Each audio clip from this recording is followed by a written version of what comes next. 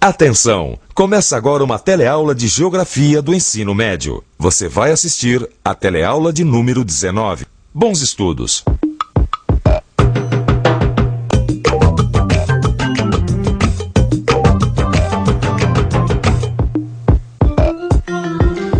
As pessoas dessa favela são honestas, trabalhadoras e pagam aluguel para morar nesses barracos que não tem abastecimento de água nem esgoto.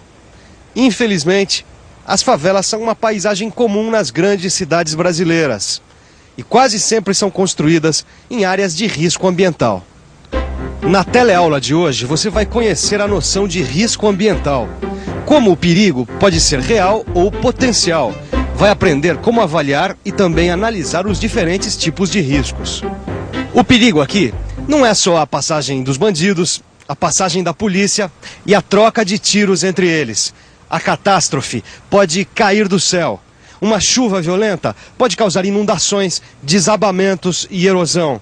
E a falta de saneamento básico pode trazer doenças e epidemias. Por isso, perceber e avaliar os riscos ambientais é muito importante para a população.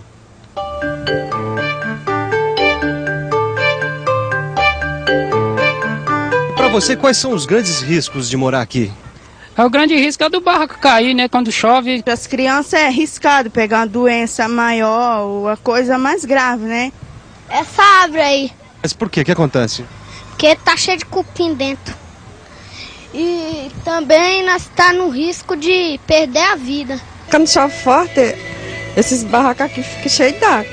As pessoas que moram aqui conhecem os riscos que estão correndo. Nessa teleaula que está começando agora, a gente vai ver como geógrafos e outros profissionais avaliam e identificam os riscos ambientais. A noção de risco ambiental serve para mostrar para a gente como que as catástrofes naturais e os acidentes tecnológicos podem ser perigosos. Existem situações de perigo real e perigo potencial. Qualquer trabalho apresenta algum tipo de risco, mesmo com o desenvolvimento tecnológico e às vezes por causa dele mesmo. O perigo faz parte do nosso cotidiano. E acidentes acontecem até aqui, no Instituto de Pesquisas Energéticas e Nucleares da Universidade de São Paulo. Os riscos existem tanto para cada indivíduo como para a coletividade em geral. Mas a ciência e a tecnologia procuram informar as dimensões reais ou potenciais dos perigos a que as pessoas estão sujeitas. As intensidades de risco variam muito. Existem acidentes como em Bhopal, na Índia, ou da Vila Socó, em Cubatão, que provocam muitas mortes num curto espaço de tempo.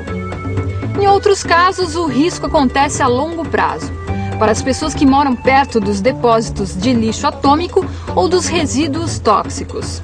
A exposição a esses produtos também acaba provocando doenças e mortes. A análise de risco foi desenvolvida no setor nuclear, porque lá o perigo potencial é muito grande e algumas vezes já aconteceram acidentes que tornaram esse perigo potencial um perigo real. A probabilidade de acidentes nucleares acontecerem e os efeitos da radioatividade nos organismos vivos. Foram esses os melhores modelos de análise encontrados. Eles foram usados para descobrir os perigos que algumas atividades produtivas podem ter.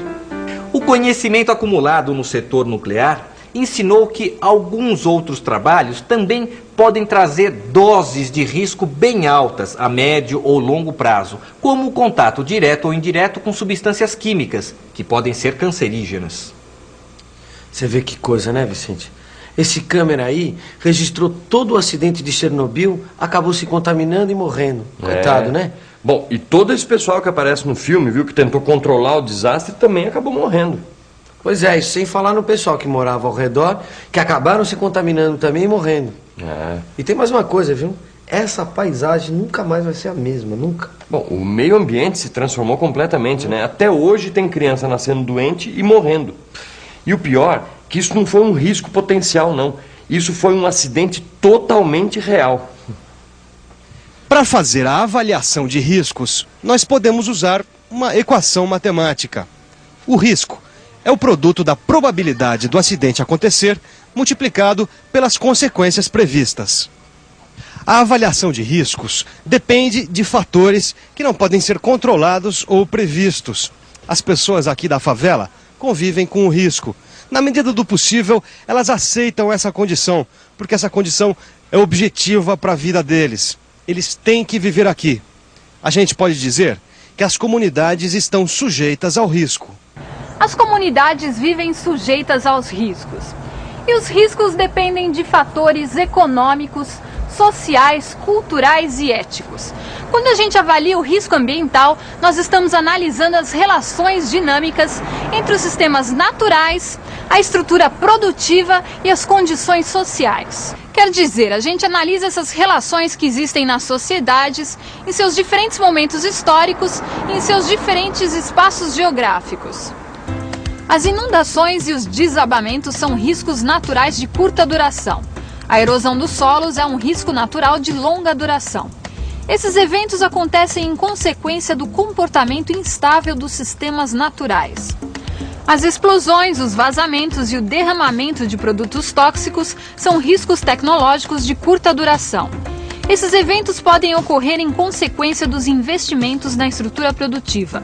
Caso não sejam criteriosamente avaliados, podem causar danos à vida, em curto, médio e longo prazo. As carências sociais e a degradação das condições de vida resultam no risco social. A curto prazo é quando as pessoas não têm onde morar ou moram muito mal. Mas a longo prazo chega a atingir os empregos, a renda e a capacidade de desenvolvimento da população. A população envolvida precisa ter conhecimento da dimensão do perigo para poder avaliar os riscos. Se um acidente numa usina nuclear chega a atingir populações que moram em outros países, elas precisariam saber disso quando a usina é construída. Que coisa, hein, Vicente? Pensar que foram os suecos que perceberam primeiro a radiação de Chernobyl. E os soviéticos não tinham falado nada pra ninguém ainda. O negócio é que a radiação começou a se espalhar rapidamente aqui pelo norte da Europa, aí começou a descer pro sul, e como a Terra é uma esfera, se espalhou pelo mundo todo. Exatamente. As limitações naturais do ambiente, quando são construídas pelos seres humanos, também podem trazer riscos. E isso acontece quando transformamos a sua situação. Às vezes, eles podem não se adaptar. Aqui, quando chovia muito, vivia tendo problemas de enchentes. Agora houve uma nova intervenção humana no córrego para não ter mais esses tipos de problemas. Vamos agora esperar as próximas chuvas e torcer para que as obras funcionem. As enchentes e os desmoronamentos são riscos ambientais. Muitas vezes são as lentas alterações das condições do meio ambiente que provocam essas catástrofes naturais. Nas grandes cidades, a falta de áreas verdes e o excesso de construções dificulta o escoamento das águas e ajuda a provocar as inundações. As enchentes e os desmoronamentos em áreas críticas, como essa aqui, são muito comuns.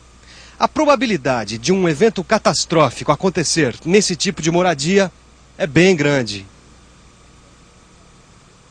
O uso contínuo e inadequado dos solos muitas vezes acelera a erosão.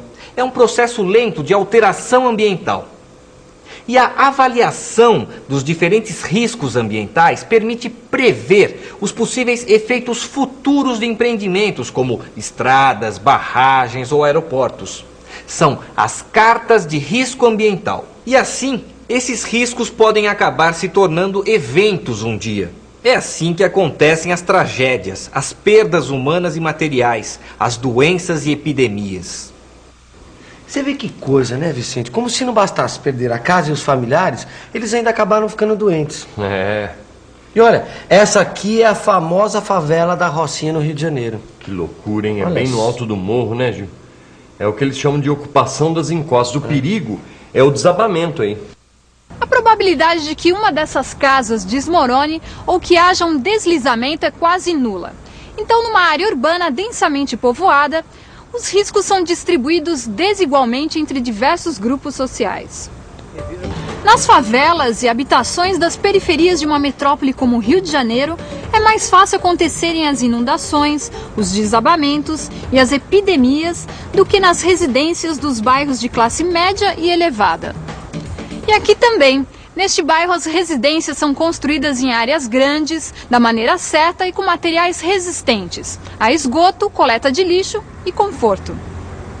Aqui, o risco é infinitamente menor do que numa habitação subnormal, quer dizer, um barraco segundo a classificação dos órgãos oficiais. E agora vamos rever todos esses riscos ambientais.